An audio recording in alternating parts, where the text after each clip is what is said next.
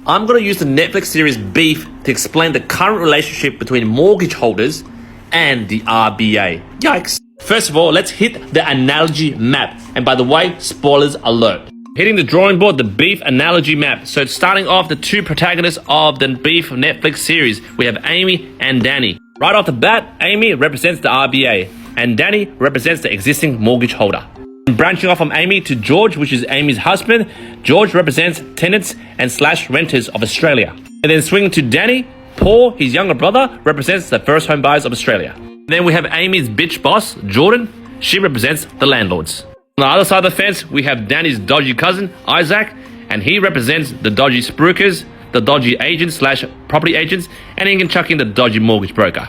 And with this as a premise, let's begin. So right off the bat, we begin with episode 1, which is the catalyst of the beef. We have the main protagonist in the truck, which is Danny over here, and he represents the mortgage holders of Australia. So basically, he was trying to return some grills, which he used to do some carbon monoxide poisoning, wink wink.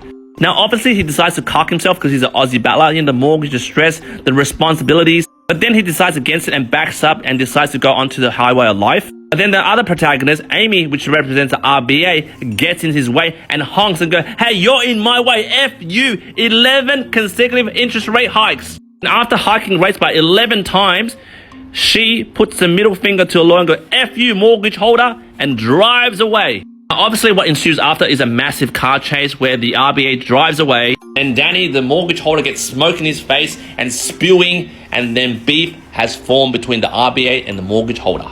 Now, throughout the whole series, between Danny and Amy, mortgage holder, and the RBA, they're always trying to get back at each other. There's always a battle between those two. Now, throughout the whole story, Amy is constantly lying to George, right? So the RBA is constantly lying to the renters and the tenants of Australia. And Amy, who represents the RBA, is like, me increasing the rates is actually very good for you, George. Me increasing my hours at work is actually good for the family. I'm doing this for the family. And Amy's like, "Hey guys, I'm trying to control inflation, right? And me increasing the rate is not get your rent increasing too." But then we have bitch-ass Amy's business partner, Jordan, which represents the landlords, sidelines Amy and increases the rent for these guys anyway. And since George doesn't work because he doesn't own any properties like, Jordan over here, he's treated like a second-class citizen. And if you think Amy is a pathological liar, well, Danny isn't much better because as an existing mortgage holder, he likes to lie to his younger brother, the first home buyers. Danny, the existing mortgage broker that goes to Paul, the first home buyer, is like, "Oh, don't get a home loan. It's scary. Don't trust the RBA." While Danny tries to scare Paul out of the property market by scaring them with interest rates and horror stories, Danny backs up to Isaac to do some dodgy loans to get finance for himself. We know how dodgy Isaac is, right? The bloody spruikers, open an SPV, open a trust account. You don't need to declare your personal debts. You can buy 100 properties with an SPV, yada, yada, yada. We all know what happened to Isaac, right? In freaking jail. And as you guys know, the beef between Amy and Danny ensues and boils to a climax when Amy fucks Paul behind George's and Danny's back. What I'm talking about, right? Amy, the RBA, with the government, which is represented by the condom, sleeps with Paul, the first home buyers, promises Paul over here, the first home buyer, the first home guarantee scheme, 95% no mortgage insurance. Amy, the RBA, and the government say, "Oh, housing affordability is going to get better. Just wait and see." Unbeknownst to the existing mortgage broker, Danny, Paul is getting catfished by the RBA and the government. Obviously, Paul finds out he got catfished, and then he dobs on George.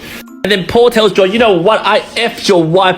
Your rent is going to skyrocket because we first home buyers are going to flood the market." Because in all honesty, George, these tenants and renters, what I'm really going to do, because I got some tips from my older brother, Danny, my dodgy cousin, Isaac over here, we first home buyers are going to buy the property with the first home guarantee scheme, get all the benefits, live in it for 6 months, and then turn it into a rental property. Haha. And then George is like, "What the hell? No, ma, I'm going to divorce you, Amy." And Amy, the RBA, gets angry and raises more rates. And then Danny, the existing mortgage, is like, "What the hell are you doing? I'm going to get back at you." And then they travel down this road. If you've seen Beef, the house burned down for Danny. And then June, which is Amy's daughter, got kidnapped by Isaac for ransom money. And all that beef between these two protagonists basically boils. And the anger and resentment between these two, which has been brewing and brewing throughout the whole series, kind of metaphorically represents our economy. Inflation, high cost of living. You can't really grasp it. It's very loose and no one can attack it and control it. And it's been bottling up since the COVID-free money days. And this stuff, which represents the beef between Amy and Danny, which is the RBA and the mortgage holders, it starts to implode and reach a boiling point where in the last episode, these two are like at each other's throats and to the point where they're both alone with each other and they're trying to destroy each other. And what can really save the relationship between these two? Well, the poison berry, which I personally think is a metaphor for the recession that's coming. Because the recession poison berry will really force these two, Amy and Danny, RBA and the mortgage holders, to really reunite again, to really make peace with one another and to unconditionally love each other. And on a deeper level, the Netflix series Beef asks us this question: can George, who represents the tenants and renters, really forgive Danny, the existing mortgage holders? Because after all, we existing mortgage brokers took a bullet from you, George. Without us taking the risk to buy the property, where would you leave? Jump in the comments. Do you like this analogy? You agree or disagree?